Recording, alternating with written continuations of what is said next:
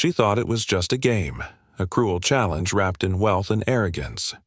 "Play this piano and I'll marry you," the billionaire girl laughed. Everyone chuckled, certain the poor janitor would fail.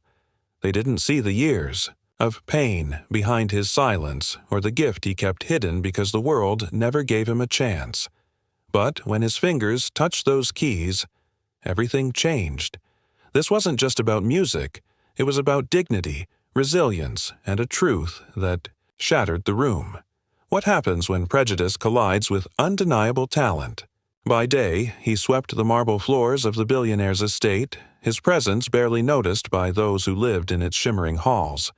To them, he was invisible, just another worker in a pressed uniform blending into the background. But beneath the quiet routine of cleaning and polishing lay a man shaped by hardship, carrying dreams the world had tried to strip away. Music was his secret refuge, a gift buried beneath years of struggle, locked away where no one could mock it. No one here knew, not the guests who sipped champagne, not the daughter of the tycoon who saw him only as the janitor. But fate had a way of exposing truths in the most unexpected places, and soon one careless remark would ignite a moment no one could forget. The evening began like any other. Glittering chandeliers lit the mansion while guests in diamond jewelry reclinked glasses, their laughter echoing through marble halls. The janitor moved silently along the edges of the room, sweeping crumbs no one noticed and collecting glasses no one cared to return. To them, he was not a man with dreams or dignity.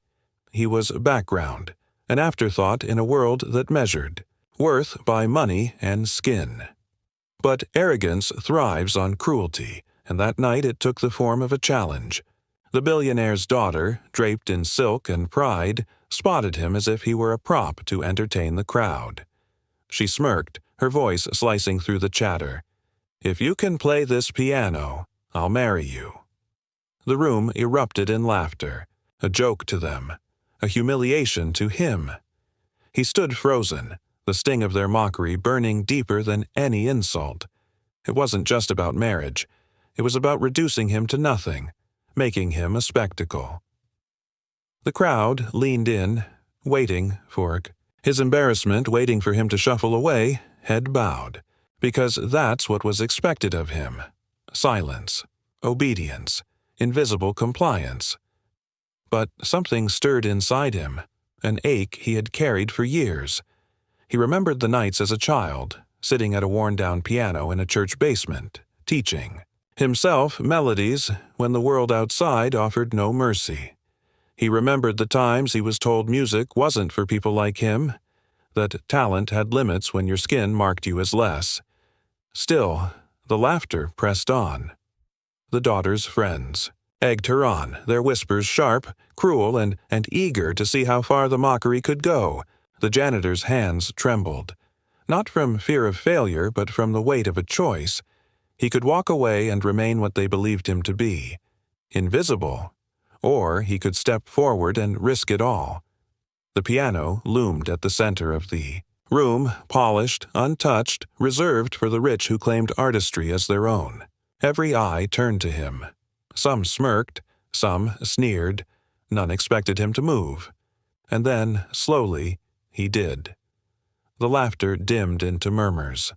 The crowd parted. The daughter raised an eyebrow, more amused than threatened. To her, this was still just like a game. But as he pulled the bench from under the piano and sat down, his silence screamed louder than their voices. His fingers hovered above the keys. For a heartbeat, he hesitated. Every doubt, every insult, every memory of being told, "You can't," clawed at him. But beneath it all lived something stronger: defiance. He pressed the first key. The note cut through the room like lightning. Clear, sharp, unshakable. And in that instant, the crowd realized this was no joke. What followed would not only silence the laughter, it would leave every person in that glittering hall questioning everything they thought they knew. The first few notes slipped from the piano like whispers, fragile yet deliberate, At first, the crowd chuckled, assuming he would stumble. But then the music swelled. Rich, commanding, undeniable. His hands danced across the keys with a mastery that silenced the room. Every chord carried years of pain, resilience, and defiance. It was more than music. It was his voice in a place where he had been forced into silence. The billionaire's daughter shifted in her seat, her smirk fading. Guests who moments ago had mocked him now leaned forward, unable to look away. Each note was a confrontation, tearing apart the prejudice that had filled the hall. The janitor wasn't just playing the piano.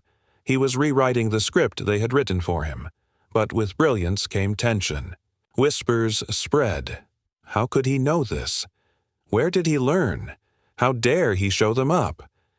The music grew bolder, heavier, like a storm shaking the foundations of privilege.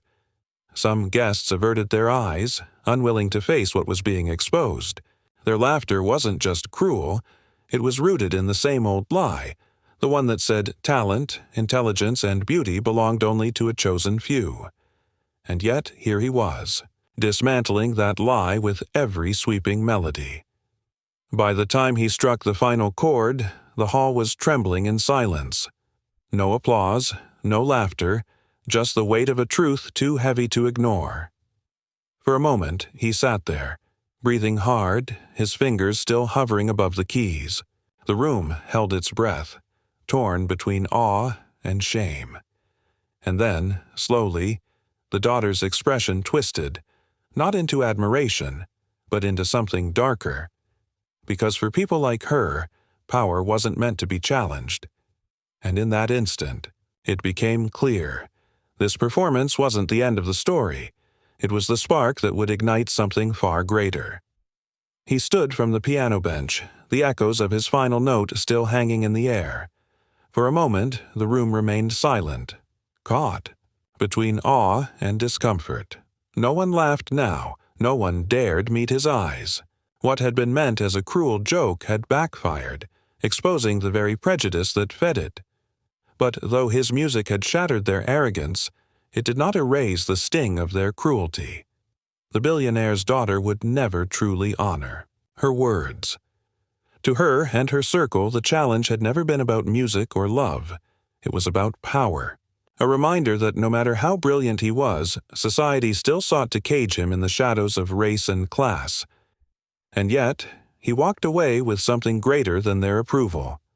In that hall, he proved a truth they could never take back, that dignity cannot be silenced, and talent knows no boundaries of skin or status.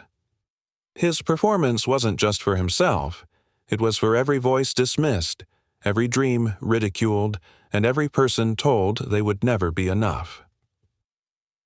This story is more than one night in a mansion.